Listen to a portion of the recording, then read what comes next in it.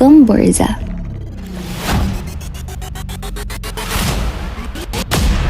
Ang tatlong paring martir.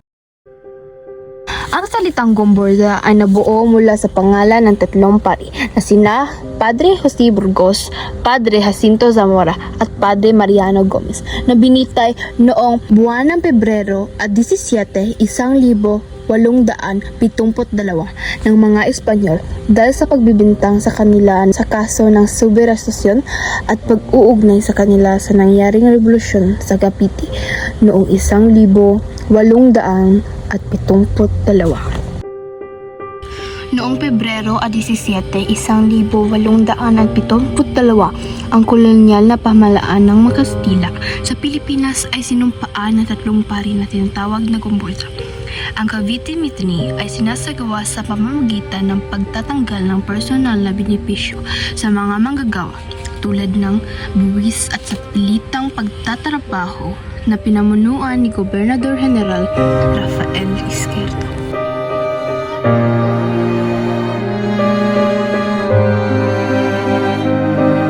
Si Padre Gomez ay ang nagpaunlad ng agrikultura at industriya sa kanilang lugar. Kilala siya sa pagiging aktibo sa mga gawaing pangkomunidad. Ipinaglaban din niya ang karapatan ng mga kapwa niyang paring Pilipino laban sa sekularisasyon ng mga prailing Kastila. Maaari ko bang makausap ang inyong general?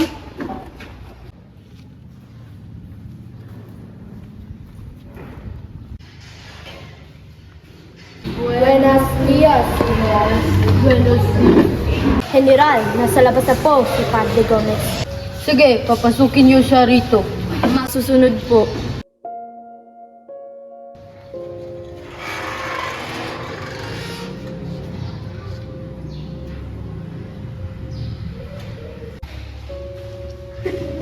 Magandang umaga, General. Magandang umaga. Maupo. Bakit ka na parito, Padre? Maaari ko bang hingin ang reforma ng mga lupa para sa mga magsasaka? Papasukin ang mga magsasaka. Masusunod po, General.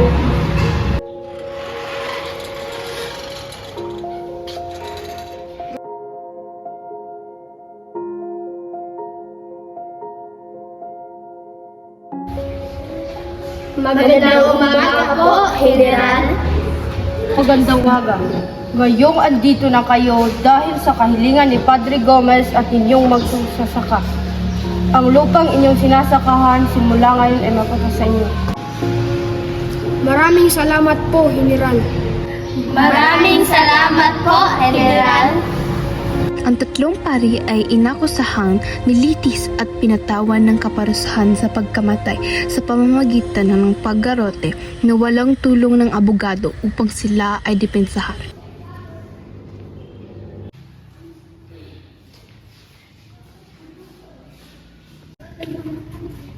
Magandang hapon po, Padre Zamora. Magandang hapon din, Binibinig. Mayroon pong sulat na para sa inyo. Maraming salamat. Ito ay isang pagsusuna ng mga makapangyarihang Kastila dahil sa pagsusulsol ng mga Kastilang praile na nainggit at itinatag na sekular ng mga paring Pilipino. May babalita po kami, General. Ano iyon? May hinala po kami na si Padre Zamora ang may pasimuno sa pag-aakla sa Cavite. Paano mo naman iyon masasabi? Kasi po may ipinadala sa kanya na kahina-hinalang mensahe. Dakpin at daling dito ang tatlong paring martir. Ang tatlong sekular na Pilipinong pari ay napagbintangan na nagpasimula ng revolusyon noong gabi ng Pebrero 1872.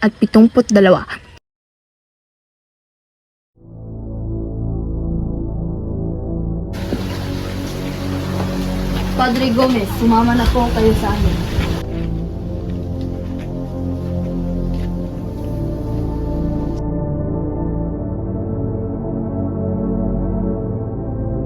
Di nyo sila pwedeng dakpin.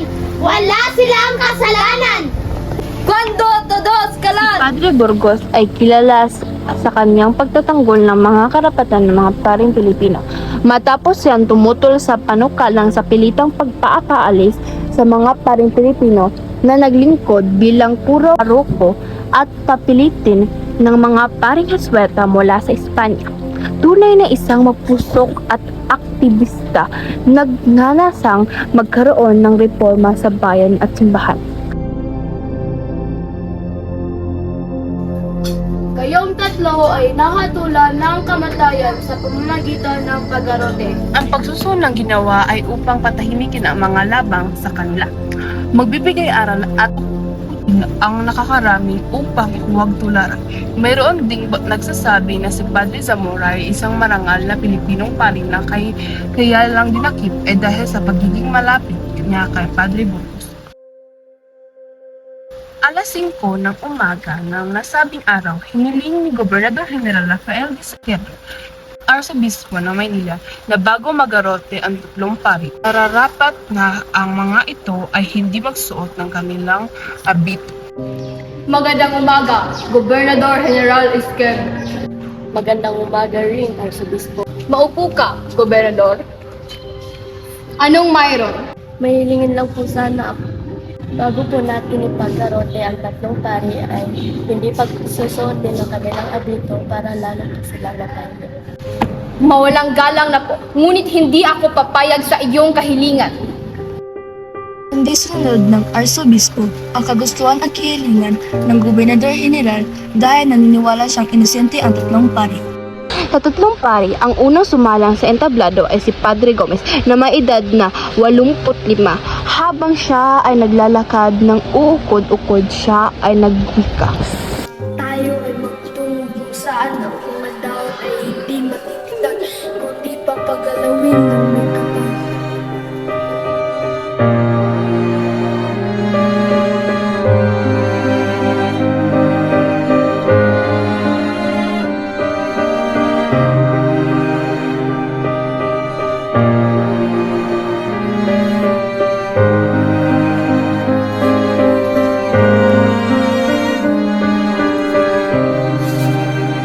Padre Zamora ang kanyang pangalan, ito ay umakyat sa entablado na walang sinasabi. Tahimik at mahinahon na pag nagpalagay ng itim na tela sa kanyang mukha.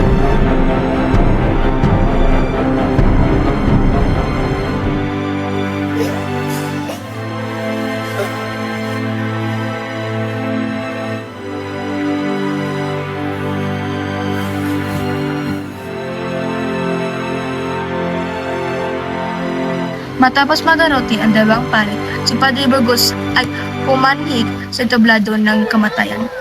Mahinahon siyang umupo sa garote habang umiyak at sinigaw ng, Ano ba ang nagawa kong kasalanan? Ako ay mamamatay ng walang saysay. Diyos ko, walang katarungan ng mundong ito.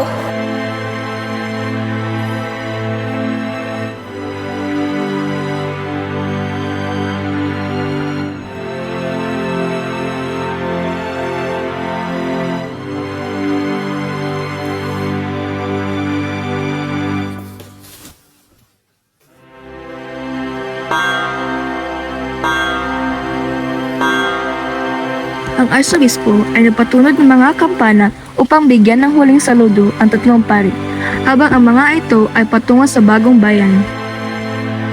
Kung hindi sa pangyayari iyon, wala sana ngayon Plaridela at Liliw taon na pangkat ng mga nagigiting na Pilipino. Kung wala ang araw na iyon, si Rizal sana ay hindi nagsusulat ng No Limitang Ire at El Filibusterismo at susulat ng mga kabaliktaran nito.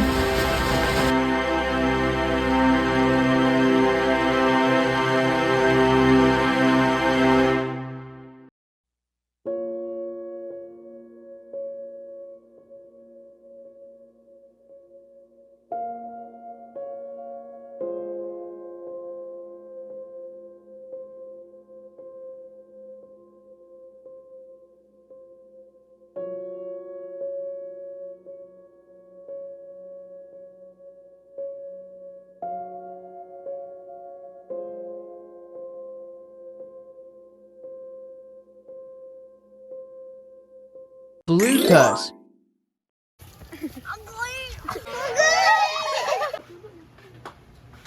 Nasaka ito na diri.